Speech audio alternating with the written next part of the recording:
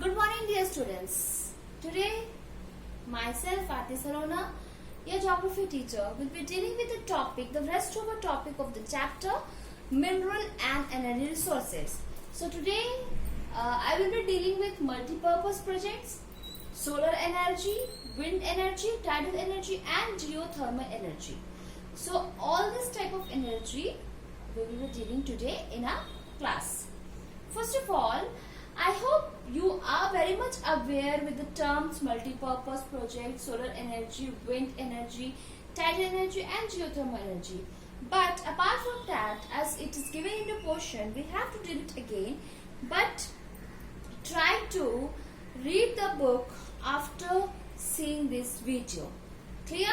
First of all, multi-purpose project. It means that yes, the project is serving in a various way. It is not only serving in one way, rather it is serving in various way. That's why it is known as multi-purpose projects. Clear? So multi-purpose projects help in to achieve multiple benefits. Yes, it helps us to achieve multiple benefits. That's why it is known as multi-purpose projects. Or what else? It provides irrigation facilities through canals. Yes, it also provides irrigation facilities through canals. Diseases like malaria can be controlled by removing water logging on riversides. So what is water logging here? Sometimes we have all seen that water is collected at a certain point, okay, and at that particular place where water is collected, mosquitoes start living there, and they start spreading diseases like malaria.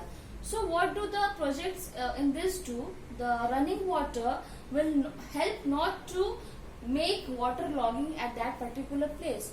So multi-purpose projects also help in this. Next, development of riverside attracts large number of tourists. Yes, if we develop a riverside, it will always attract tourists. So tourists are attracted by what?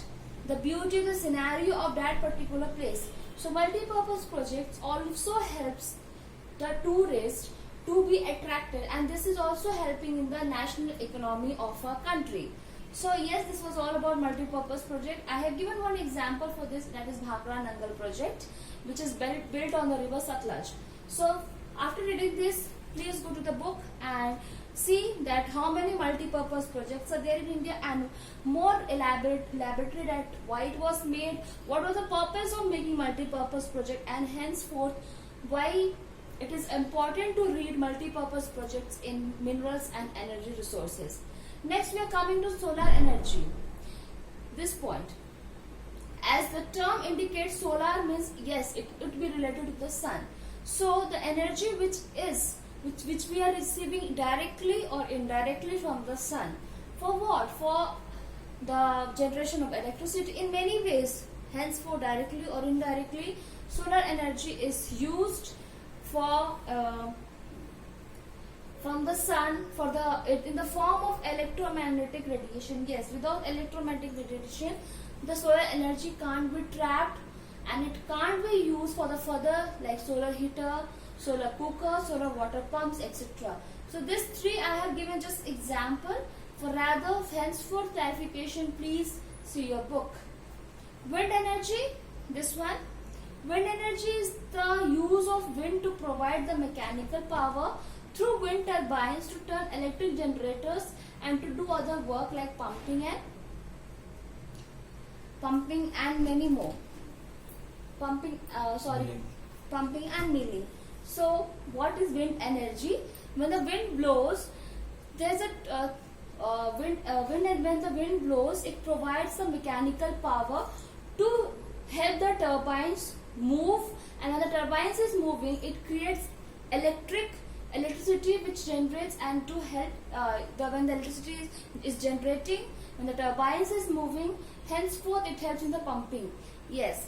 And one more thing, when we are talking about wind energy, means windmill will be there, kind of. So always these windmills are always located at the place where there is no such settlement, so that we can get all the years all the wind should come to that point, and we do not get any disturbance of the wind in the middle of the pathway.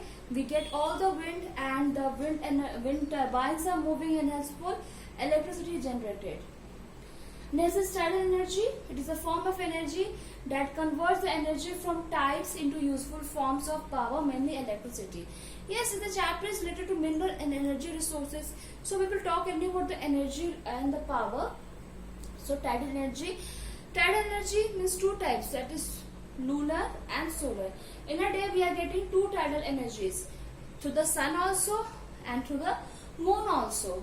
So what they do, the tidal energy is very high. It helps to convert the energy into useful forms. Yes, we are using even the tidal energy for producing of electricity.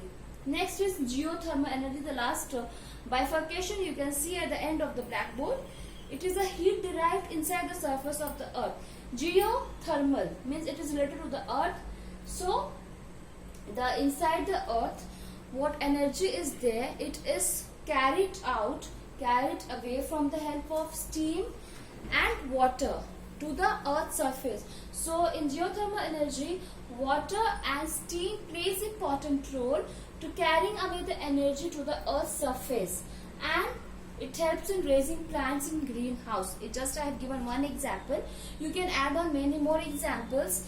So this is the end of the chapter, minerals and energy resources. In a very brief, I have given all the definitions and its use.